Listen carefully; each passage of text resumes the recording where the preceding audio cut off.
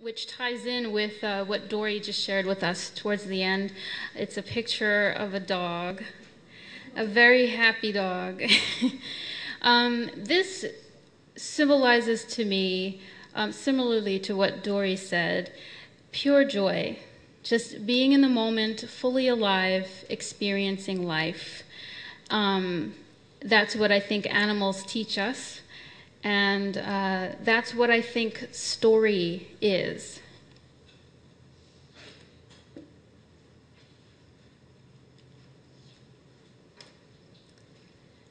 This is a mountain laurel branch, and I picked it on a walk with my husband on a nature trail.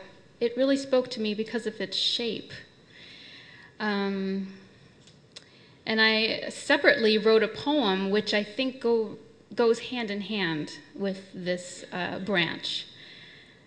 My once perfect body has become a story turned by time and weather.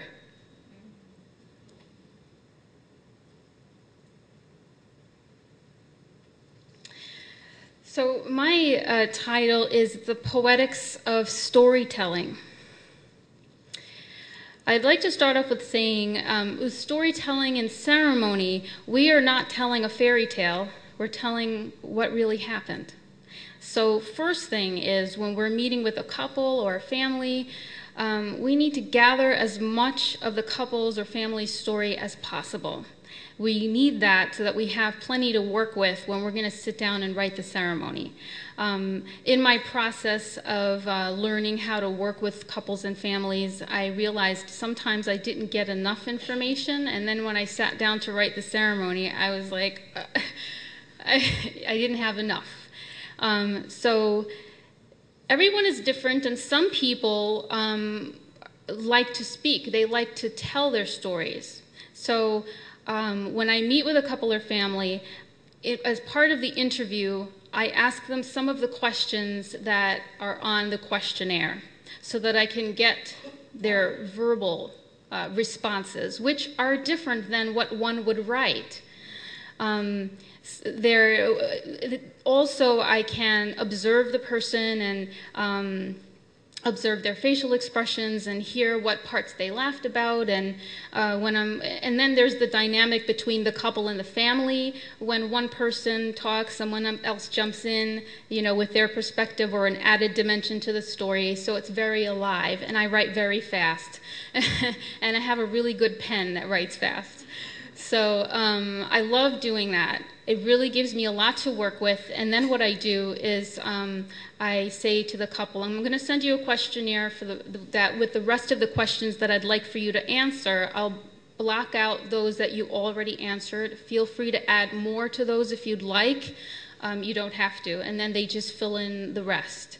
So I have it both ways. I have the verbal story and then I have the written story. Now there are some people who are not verbal and they don't express themselves well in the moment. So for them it's okay. I had a couple where the husband was very articulate or rather the male fiance the groom-to-be was very articulate, and the bride-to-be preferred to write. She expresses herself better through writing. So I said, that's fine. He told the stories, and she nodded, and she added here and there, and I said, now you can write as much as you'd like on the questionnaire. And that worked really well. And of course, it's really important to ask questions. So when I ask them the questions and then they tell me their story, more questions often come so that I can get even more information about what they're telling me. So the next thing is the story itself. When you sit down to write the story, when we tell a story in ceremony, we're telling what happened, what is happening now, and what we hope will happen in the future. But a story is not just a collection of facts. Story is also about our feelings and our actions and reasons why we took those actions. Story is also about what we hoped would happen and didn't, and what happened instead. Story is the personal details of experience and time. Feelings are what make a story alive and interesting to listen to. We are captivated hearing how people felt and what they thought in a given situation. We don't just want to know the dry facts of what happened. We want to know, what did you say? How did you feel? What did you do? What happened next? How did that impossible situation unfold? Poetry expresses the feeling of a story.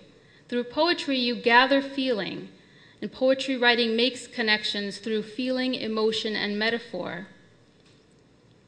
Now, I like to think of the poetry in a story as being lyrical. When I write my ceremonies, I don't feel satisfied until my ceremony sings.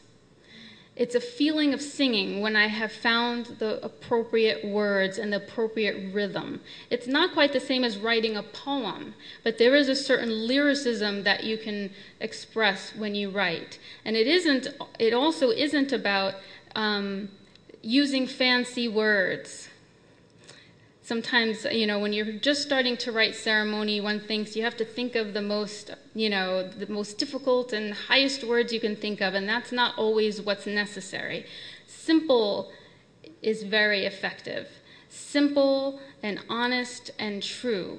What is honest and true about this couple, this family, and this event that they're celebrating in their lives? And then you can build upon that.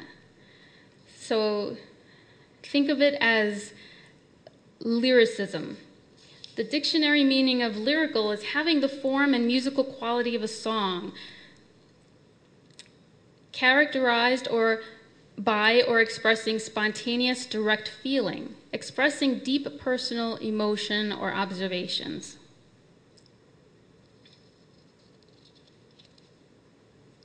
So I would next like to share with you examples of what I have received in some of the questionnaires and in meeting with a couple. I love it when I have a couple who expresses to me. They really give me what their feelings were and what they saw, what they smelled. Oh, I remember the exact necklace that she wore and the shade of sweater. That's beautiful.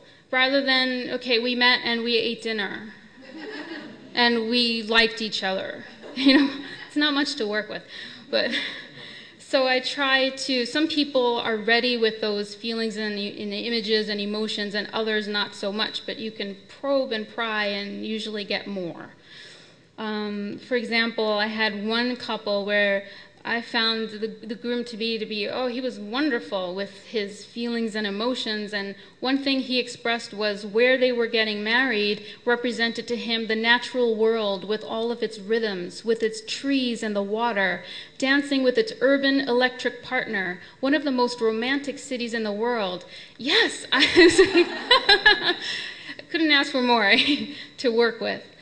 So how I incorporated that was a bride and groom chose to have their wedding here at the Boathouse in Central Park, New York City, because it represents to them a synthesis of nature and city life. Here we see the serene water, the beauty of the autumn trees, and the urban skyline. As groom says, the rhythms of nature, dancing with its urban electric partner, one of the most romantic cities of the world.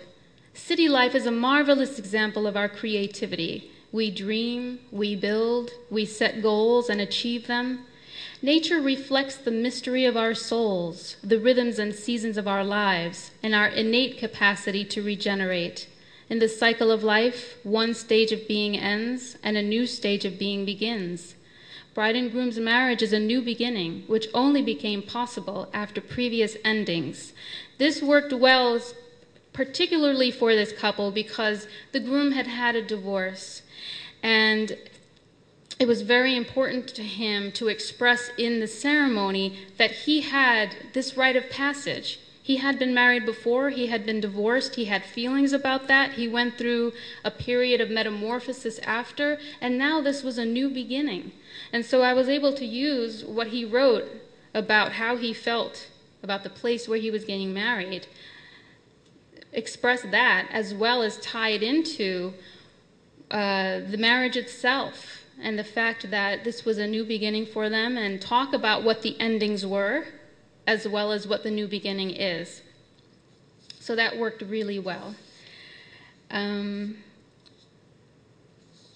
example is a couple where the groom-to-be proposed to the bride-to-be on a camping trip, and He got down on one knee and presented her with the beautiful diamond ring. She said yes. And they spent the rest of the evening in the tent using the flashlight to throw rainbows across the tent. And it was beautiful. So, of course, I included that in the ceremony and then added to it.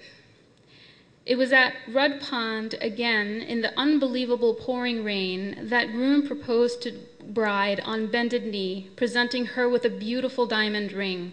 For the rest of the night, they admired her ring, using a flashlight to throw rainbows on the roof of their tent.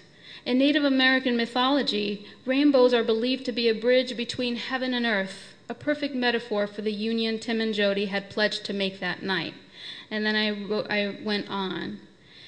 And then to the couple, when they were going to exchange rings, today, hand in hand, you have walked the rainbow bridge connecting heaven and earth. Having found the proverbial pot of gold, you will now exchange a gift of rings.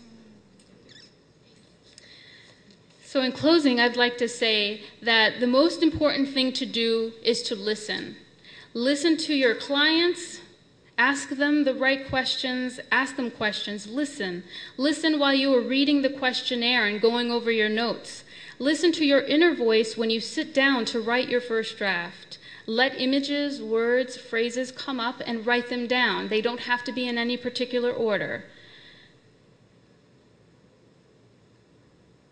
Everything you need will be given to you. The truth, the story, the poetry of this story will reveal itself to you. As Franz Kafka says in his poem, you need not do anything. You need not do anything. Remain sitting at your table and listen. You need not even listen, just wait. You need not even wait. Just learn to be quiet, still, and solitary. And the world will freely offer itself to you unmasked. It has no choice. It will roll in ecstasy at your feet. Thank you.